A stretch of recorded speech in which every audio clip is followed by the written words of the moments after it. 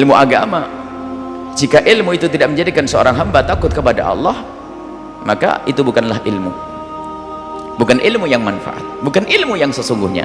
Seperti orang yang tidak berilmu, coba dia membaca bahasanya bagi orang yang makan riba adalah tempatnya di neraka, orang yang melakukan ini dosa ini neraka. Lah kalau dia mengerti kalau itu ilmu, mestinya ya seperti orang yang tadi yang mau masuk gua ada sisa-sisa bangkai, dia tahu berarti dengan adanya bangkai ada harimau, berarti bisa merekam saya, yakin katanya dia ahli iman, katanya dia orang kenal Al-Quran, baca Al-Quran, ini nggak boleh, ini haram, hadis Nabi halal, ini haram, ini haram. Lah kok masih tidak menjadikan takut kepada Allah, maka itu bukanlah ilmu, dia bukanlah ilmu. Kalau urusan orang masuk gua dibilang gila, kamu itu gila ya, sudah tahu di gua ada bangkai-bangkai itu tentu ada harimaunya. Kalau dia berkata oh enggak apa-apa, oh ya sudah gila kamu. Sama seperti halnya orang yang membaca Al-Quran, itu ada ancaman-ancaman, ada larangan-larangan, akan tapi larangan tersebut tidak menjadikan dia takut kepada Allah. Maka berarti kesimpulannya orang yang sangat sederhana cara berpikirnya pun akan berkata, berarti itu tidak seperti orang tidak punya ilmu, ngerti tapi tidak punya ilmu, ngerti tapi seperti tidak punya ilmu. Kenapa? Ilmu tidak berguna baginya, tidak menjadikan dia semakin takut kepada Allah. Dengar riwayat tentang macam-macam, tentang ancaman-ancaman, dan itu disebut oleh Rasulullah SAW tentang ulama-ulama ulama-ulama yang jelek. Ilmu yang didapat tidak menjadikan takut kepada Allah. Bahkan dalam hadis Nabi SAW, man izdada ilman walam yazdad huda, ilmu sendiri, hudan petunjuk batin, Allah berikan hidayah. Man izdada ilman walam yazdad hudan lam yazdad minallahi illa bu'da. Yang tambah ilmu tapi tidak tambah hidayah, nggak ada insyaf yang tambah, maka bukan tambah dekat kepada Allah tapi tambah jauh kepada Allah Subhanahu wa taala. Dan sekarang kita perlu koreksi diri kita sendiri, kita berilmu atau tidak? Berilmu ya berilmu, kadang-kadang memang perlu dicontohkan kayak tadi harimau, atau sekarang ada ini obat, ini racun itu berbahaya. Lah kalau ada orang ini sudah tahu racun kemudian dia masih minum, itu orang frustasi, stres.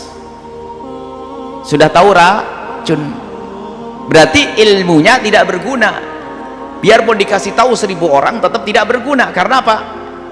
Dia nggak berakal lagi. Sudah dikasih racun, 1 orang sampai masjid, jangan diminum, itu racun, air keras.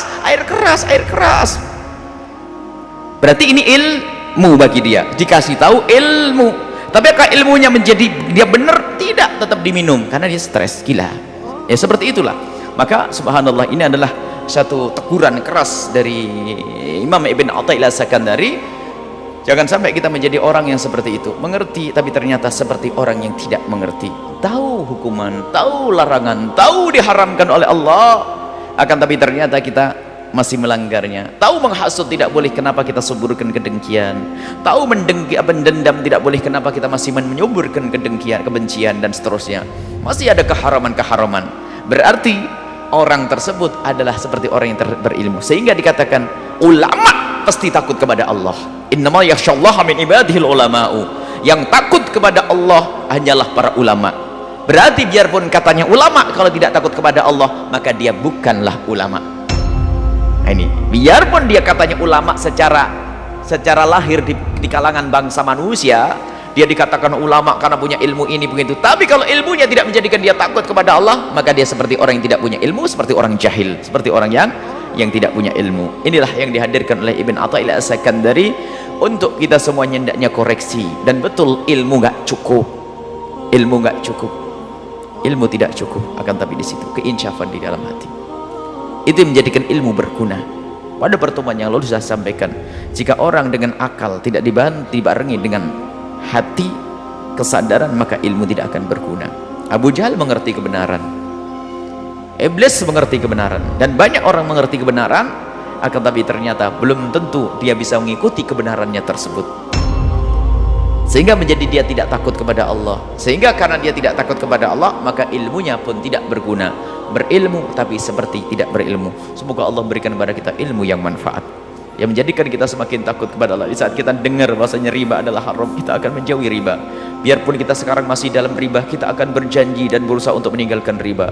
Yang kepleset dalam muqaddimah zina dan seterusnya, dia segera menjauh. Terus yang masuk dalam keharaman tauhid ini tidak diperkenankan, dilarang oleh Allah, berusaha untuk menjauh. Itu baru ilmunya berguna, ilmunya bermanfaat. Bukan terus saja mulai dari penyesalan, maka ketahuilah setelah itu dia akan semakin takut kepada Allah Subhanahu wa ta'ala. Dan jika ilmunya menjadikan dia takut, itulah ilmu yang sesungguhnya, dan dia tergolong ulama Allah. Innama yakhsyallaha min ibadihil ulama, wallahu a'lam bisawab.